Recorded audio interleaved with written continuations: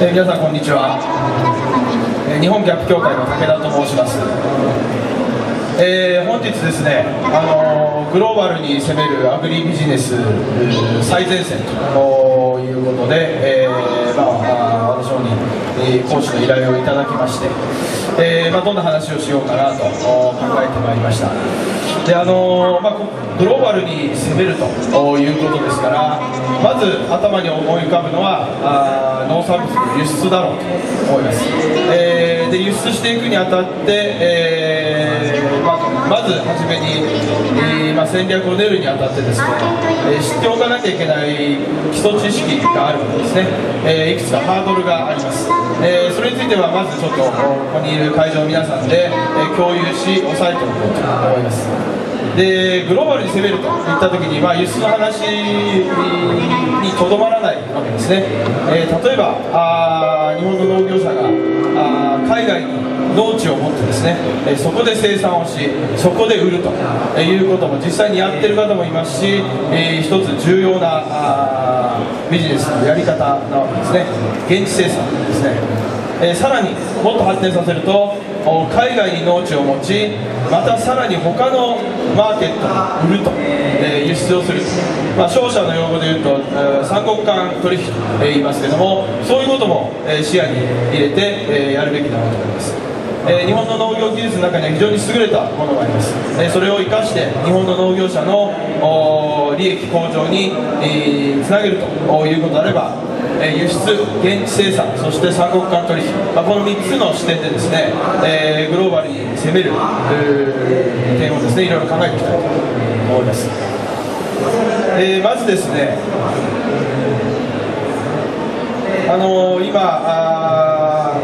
前段でお話ありましたけれども、海外に輸出をしていこうという話から始めたいと思います。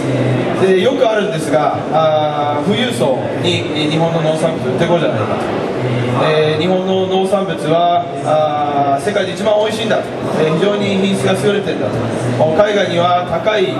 価格でも買う富裕層がいるんだと、例えば隣の中国は富裕層が毎年増えていると、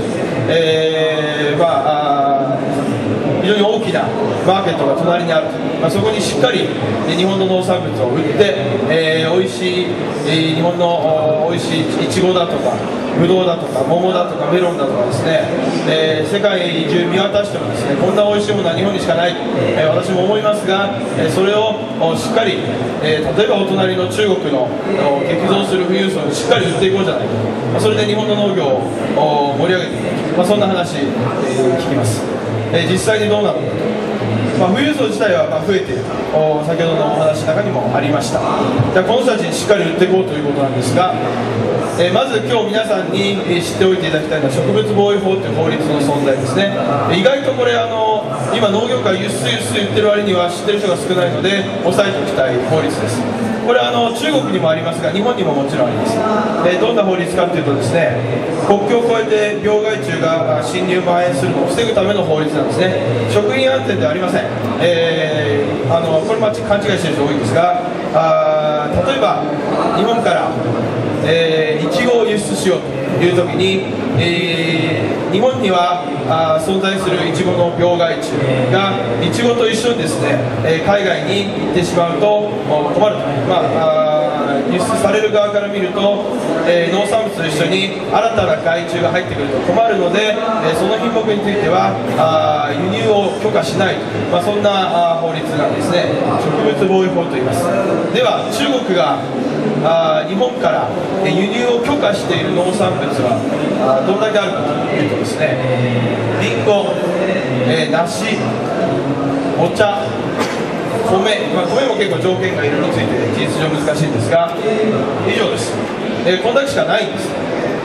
先ほど日本の世界一おいしい、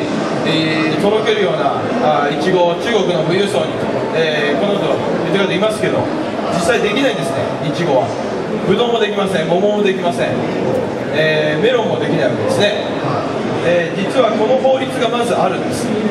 こにでも日本の農産物輸出できるわけじゃなくて、まず植物防衛法を見ていただいてですね、それは相手国ですよ、相手国の植物防衛法を見ていただいて、日本から輸入可能な農産物、どんな品目があるのか、まずそこを押さえないとですね、実は夢物語を語り続けているような話になりかねないものです。ちょっと小さくて申し訳ないんですが、農林水産省の方に植物検疫所とありますが、そこで海外の、植物防衛法上輸入許可されている品目一覧が、出ています。ち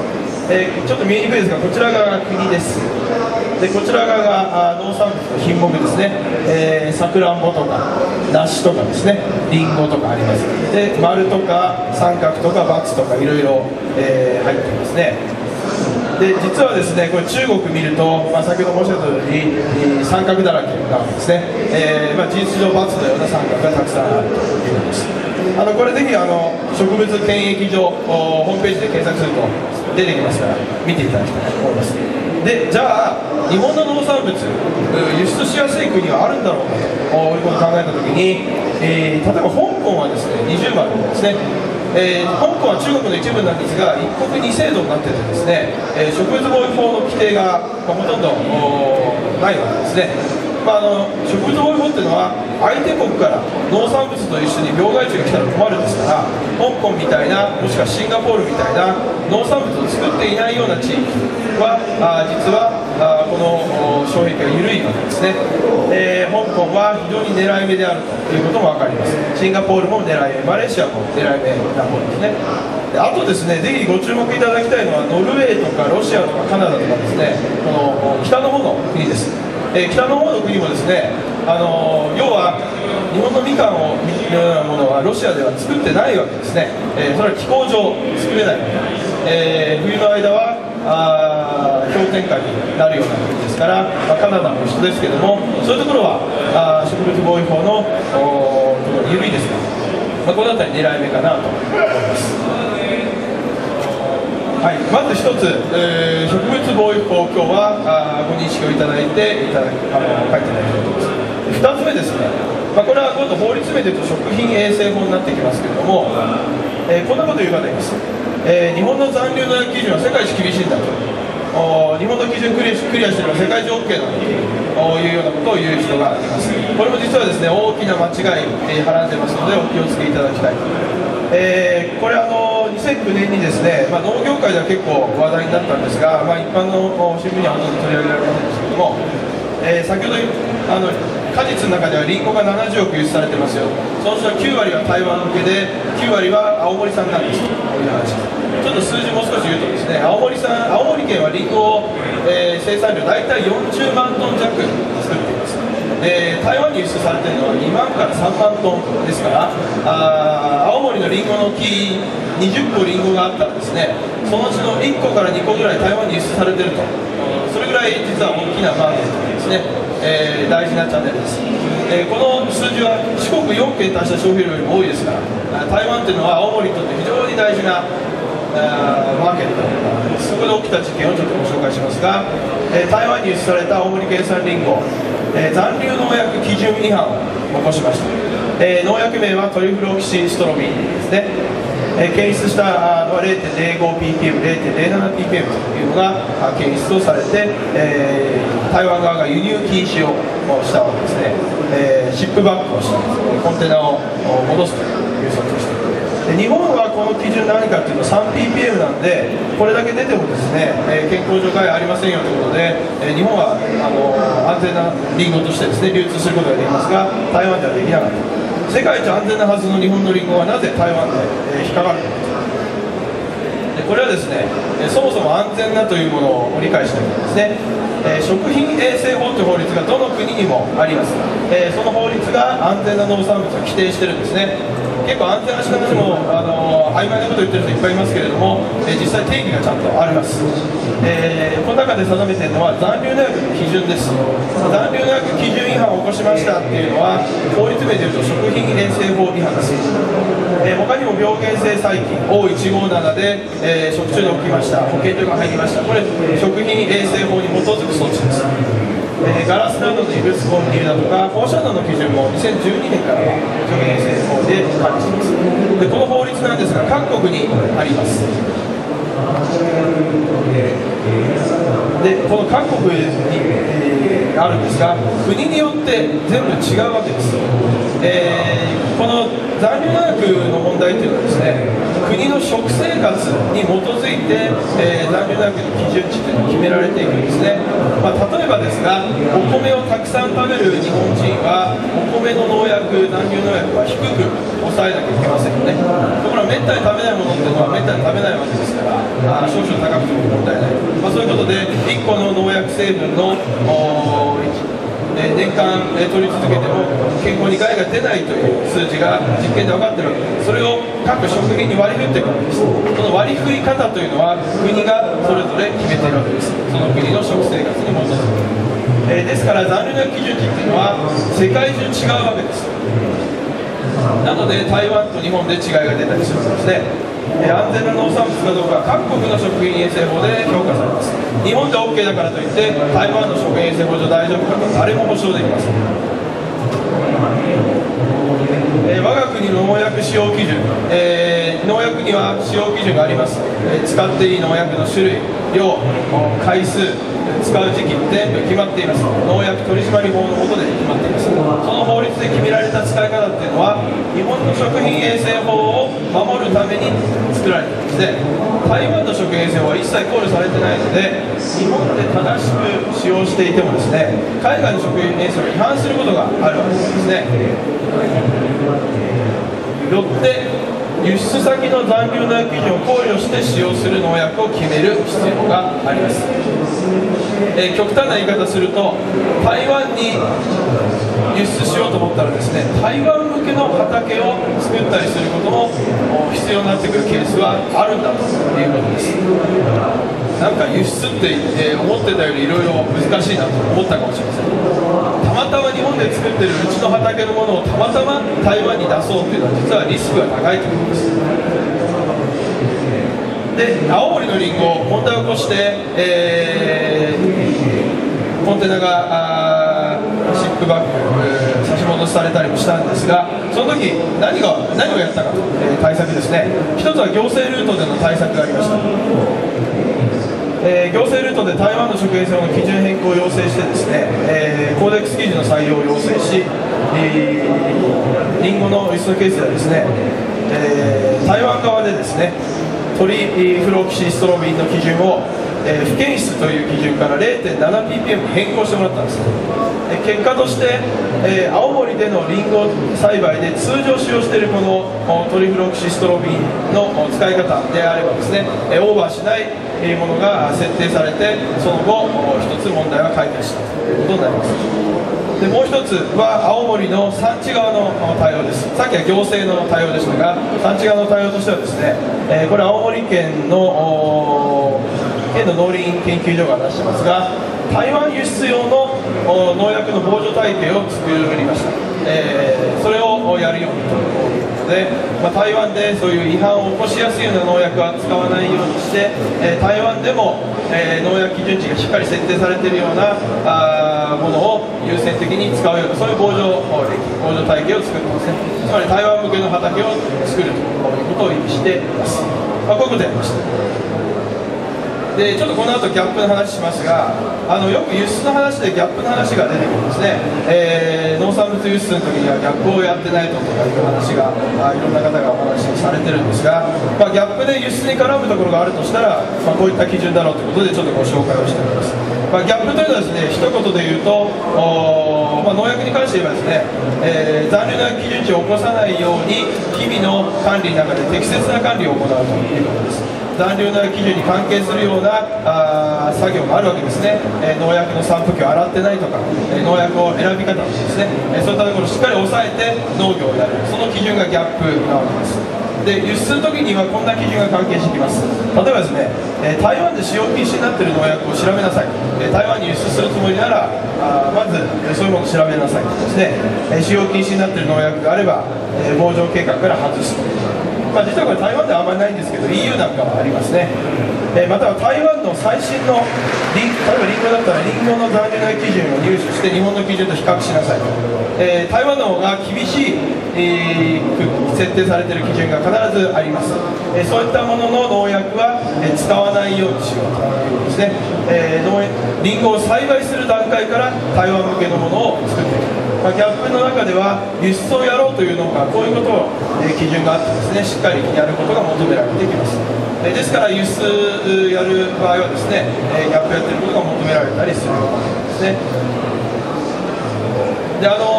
実際の日本の農産物輸出どうなっているかというとですね、先ほど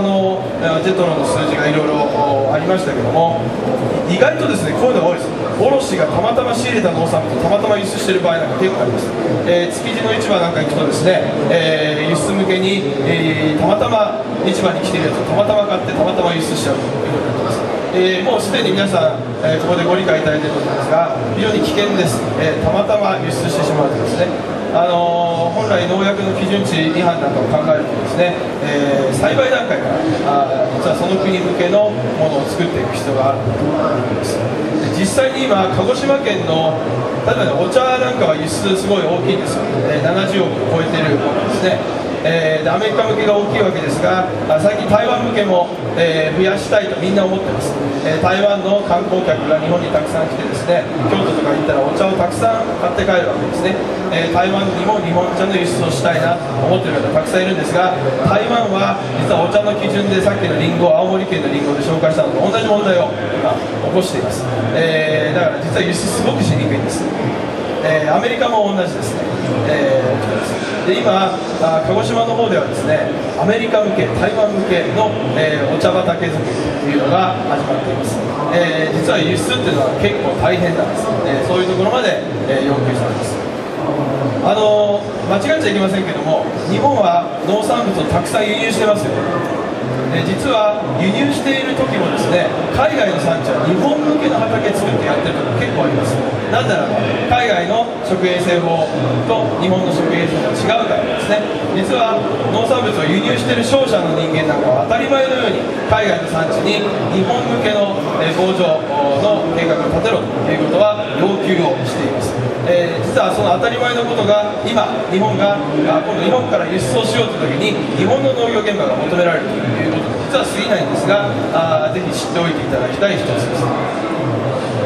ではちょっとギャップの話をしたいと思います。ギャップというのはですね、先ほど申し上げた通り、例えば食品衛生法違反を起こさないために一連の農作業の中でどこを抑えるべきだそういうことが基準書としてまとめられてるんですね。これはヨーロッパのギャップグローバルギャップですけれども日本にはJ ギャップとか日本のギャップがいくつかあります。でよくですね輸出でグローバルギャップの話が出てきます。輸出するんであればグローバルギャップの認証を持ってないとダメなんだと、こんなこと言ってるコンサルタントとかですね審査会社の人がいるんです。本当なのかということをちょっと見ておきたいんですが、食品安全などの面からですねグローバルギャップの基準が作られています。で農場の認証制度があるんですね ISO でこれヨーロッパの小売業組合が開発した基準で、ヨーロッパの小売業が農産物を輸入するときにですねグローバルギャップの認証を持っているかどうかを取引基準にしています。ですからヨーロッパの小売業に農産物を売ろうと思ったらグローバルギャップの認証が必須になることがあります。なぜ必須なのかと、今繰り返し申し上げていますが農産物の買い手側はですね、食品事故食品衛生法違反なんか起こしたくないわけですよ。起こしたくないので、仕入れ先の産地農家に対してですね、しっかり管理をしてほしいんですね。だからギャップをやってください、特にヨーロッパのバイヤーはヨーロッパで作られたグローバルギャップの認証を取ってくる、そういう要求をしています。それがあればですねしっかり、適切な農場管理がされている信頼できる産地だということで取引をしようということになっているわけです。じゃあ日本のですね、農産物はグローバルギャップの認証どれぐらい要求されるのかということですね。まずちょっと輸出先見てみたいんですがこれ果実です、先ほどのリンゴも含みます。果実の輸出実績見てみるとですね台湾、香港、タイで 92.3% ですね。実はあんまりヨーロッパに輸出してるなんてことはないんです。で、台湾では一般的にグローバルギャップ認証は要求されません。台湾には台湾ギャップがあります。また他の取引基準をいろいろ要求してくるバイヤーがいます。このギャップの認証というのは国が要求するわけじゃないですよね。各企業が要求をしてくるわけです。香港はですね、2番目ですが、一部企業、例えば香港で第2位の小売業であります、ウェルカムグループですね。会社名はデイリーファームという、南、インド会社ですよね、の系列であるわけですけども、がグローバルギャップを求めていたりします。ただこれも中国産の野菜に限って求めていてですね、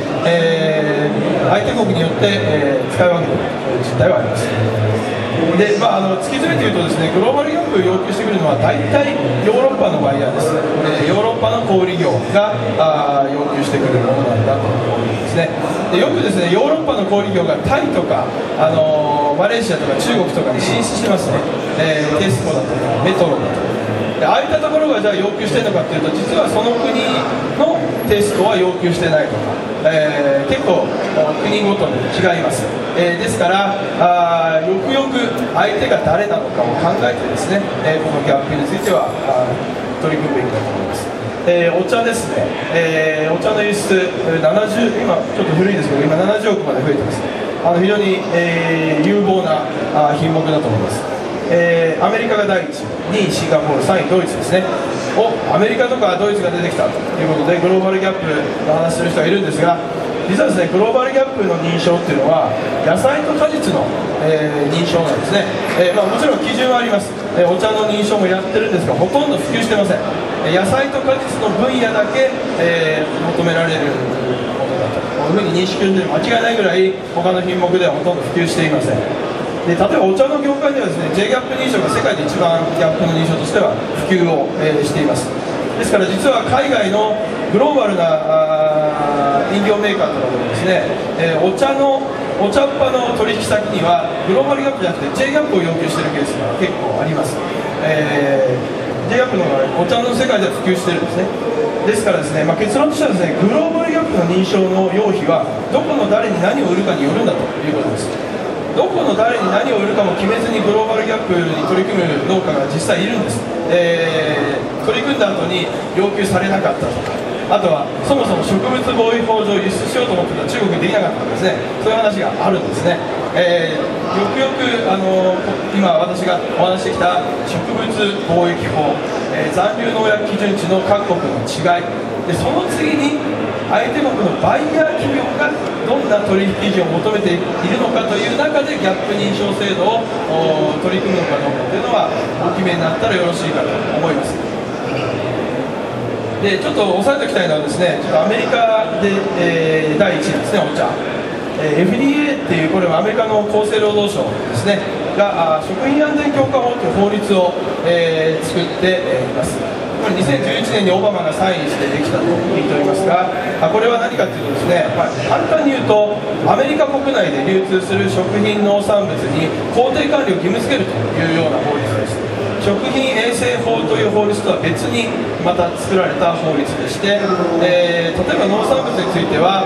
生鮮農産物はこんなギャップを要求しますとか、そういう案がですね今この法律の下で提示をされてきています。全部の農家にかかるかというとそうではなくて、売上高の足切りラインがあったりですね、いろいろ条件はありますけれども、例えばお茶をアメリカに今後どんどん輸出していこうなんて時は全く無視できる法律ではないわけですね。 FDA のギャップというのがありますから、そういったものを、見ておく必要はあると思います。なんかFDA の査察官がですね急に来てですね、査察をしていくそうです。で、この要求記事に合ってなければですね、輸出の差し止めというかですね、輸入禁止ということが起きるそうです。2016年であったんですか、2016年秋ぐらいから完全施行するお話ですよね。で、一応ですね、このFDA のギャップについてはジェトロの方で日本語訳を、してまして、ホームページに今載ってますから、ぜひ一度さらっと見といていただいたらいいかと。アメリカ輸出する人は必ず知っておかなきゃいけないです。あとちょっと米も、書いてきましたけど、米も同じ話です。はい。でちょっとギャップの話ですね、知識としてあと知っておいていただきたいのは、日本にも、ギャップがあるんだということで、日本で今一番普及しているのは J ギャップというギャップですね。デファクトスタンダード、日本の事実上の標準になってまして、日本のいろんなバイヤー企業が共通で利用しています。で、J ギャップについてはですね、日本の農業者がグローバルに攻めるそういった展開をですね、どんどん支援していこうということで、日本語の基準だけじゃなくて英語版とか中国語版なんかも今出しています。基本的には日本語、英語、中国語版については全ての基準で出すことが方針として立てられておりまして、つい最近も英語のお茶の基準で英語版が正式リリースされています。でこれは農産物を海外に輸出するときに、我々がどんだけ信頼における品質管理体制を持っているかというのを海外のバイヤーに説明するときに英語版とか中国版を使っていただこうと。また海外に農場を持ったときに海外で日式管理、日本の高い品質管理レベルを海外の農場でも実現しようなんて時にですね、英語版中国版をそのまま持っていってフィリピンで J ギャップに基づいて日式管理で作っていってフィリピンマーケットという台湾で中国版の J ギャップを持っていって台湾で農場を運営し J ギャップで管理をし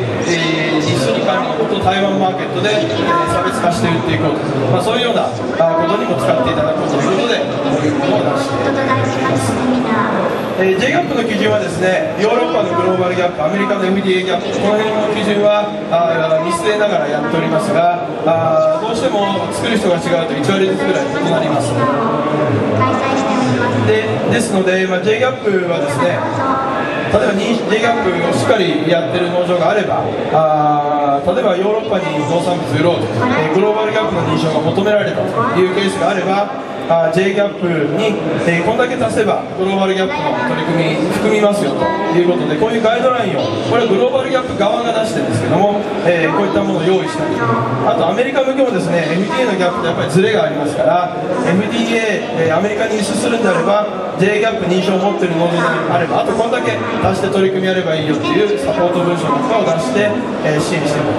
あと J ギャップがそのまんまこれ国内は通用しますけれども、海外のマーケットもそのまま通用すればですね、日本の農業者にとってはもちろん植物防疫法、残留なき品種の違いをクリアした上での3番目のところですが、非常に有利だろうということで、例えば日本ギャップ協会はJ ギャップの台湾事務所を作ったり香港事務所を作ったりしながらですね、日本の主要輸出先については J ギャップがそのまんま信頼できる管理ですね、言わしめるマーケット作りも、やっております。そのまんま OK ですね、そういうところも増やしていく、これが本流ですね。で例えばということで、台湾の事務所と香港の事務所あります。で、台湾で J ギャップが拡大すると何が起きるかということをちょっと考えてみたいんですが、まず日本の農業者の視点でビジネス考えるとですね、日本から台湾に輸出がまずやりやすくなるよねということです。台湾側のバイヤーもJ ギャップの認証を知れば知るほど日本の管理がいいとしっかりしていると台湾の消費者にも受けるということで、日本から台湾への輸出がいいだろうということです。また日本の農業者がですね、例えば台湾に行ってですね、台湾で農場を経営してそして日本向けに輸出をするなんてことも起きるんじゃないかと思います。例えばレタスの世界ではですね、年間レタスって供給されてますけれども、12月とか1月とか国内のレタス産地では賄いきれない需要があります。その時はですね、実は今現在台湾からかなり日本にレタス輸出されておりますけれども、もちろん日本側のバイヤーは台湾でしっかり品質管理体制できてるのかなって非常に気になるわけですね、輸入するときに。例えば日本のレタス農家が台湾に行ってですね、台湾で J ギャップベースでレタスを再販し日本のバイヤーに売る、こんなこともできるかもしれません。2月から11月までは日本の産地でリレーを組んでおいて、さらに12月1月も台湾で日本の農業者が J ギャップベースで、レタスを作り日本に輸出する、こういう産地リレーを生産者側がみんなで組んで提案することもできるかもしれません。こんなビジネスチャンスが出てくる。3番目、台湾で J ギャップが、中国版もありますから、もう普通に日本と同じように利用できるわけなんですが、で実は指導者も今、台湾で作ってますから、で登場してきてますから、非常にやりやすくなってるんですが、台湾で J ギャップ認証農場が増えてきたと。で日本向けにするのもいいけど、日本の農場管理、錦管理が高く評価されるような香港とかですね、東南アジアのマーケット、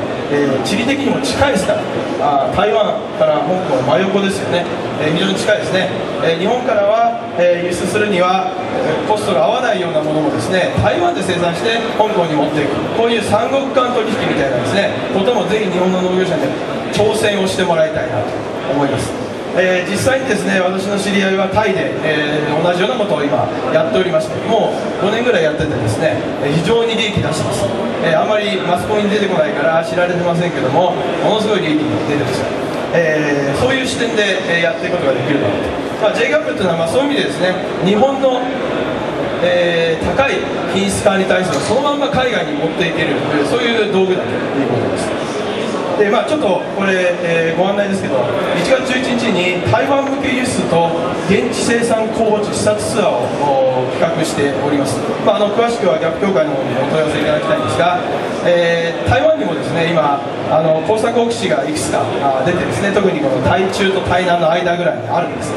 そこに現地政府が鍵県という県ですね、県が日本の農業者、うちの台湾事務所経由でですね、錦管理付きで、台湾で農業やりませんかと呼びかけをしていまして、それに対抗してですね、我々の方で J ギャップ認証農場とかそういった方々を連れて台湾にみんなで、視察行く予定なんですね。農業者以外の方も参加できますから、ご興味あればぜひ一緒に行ったらいいかなと思います。それではですね、最後にもう一つ、皆さんにお話ししておきたいなと思うのが、非営利生産者マーケティング組織というものですね。なんだこれはと聞いたことないぞって方が多いかもしれませんが、例えば一例お話しするとですね、日本人っていうのは世界で最もグレープフルーツを食べる民族なんですね。この中にも今朝食べてきた人がいるかもしれません。世界で一番食べるのが日本人なんですね。グレープフルーツは日本にはありません。一切生産してませんね。分担とか似たようなやつはありますけれども、これ作ってるのはアメリカのフロリダが最大の産地ですね。最近はトルコとかイスラエルとか、あとは南アフリカ、この辺のグレープフルーツも結構入ってきますが、なんてだってフロリダが一番多いわけです。なぜ日本にない果物がこんなにも日本人の食卓に浸透し、また結果として世界で一番食べるようなレベルまでいったのか、偶然かなと、日本人の、味の嗜好にあったのかなと、実はそんな生易しい話じゃないですね。実はこれを仕掛けてるマーケティング組織があるんですね。世界中にフロリダのグレープフルーツをマーケティングしている組織があるんですね。フロリダ州政府柑橘局と言います。これは州政府って書いてありますけども、半官半民というか、お金の出し方は半官半民です。管理は官がやっています。これフロリダ柑橘局のホームページですけれども、別にマーケティングだけやってるわけじゃないですね。例えばフロリダのグレープフルーツ農家向けにいろんな統計数字だとか、あと科学的なその栽培管理も含め、あとは栄養価の問題だとか、そういうところの研究もしています。ヘルスですね、健康関係、こんなグレープフルーツにはこんな健康効果がありますよ。昔はあるある大辞典とかですね、あとは試して買ってんだとか、ああいう番組でやってるような内容も実はここがデータ提供して、やっているものですね。あとドメスティックマーケティング、アメリカ国内もちろん売ってるわけです。こっちがそのインターナショナルマーケティング、ここに日本が入ってるんです。日本の向けのマーケティング。もう15年とか20年前からフロリダ柑橘局っていうのはインターナショナルマーケティングの、中でジャパンマーケットっていうのを非常に重視してマーケティングの投資をやってきています。例えば昨年度フロリダ柑橘局は日本向けにいくらマーケティング投資したかというと5億円です。約5億円、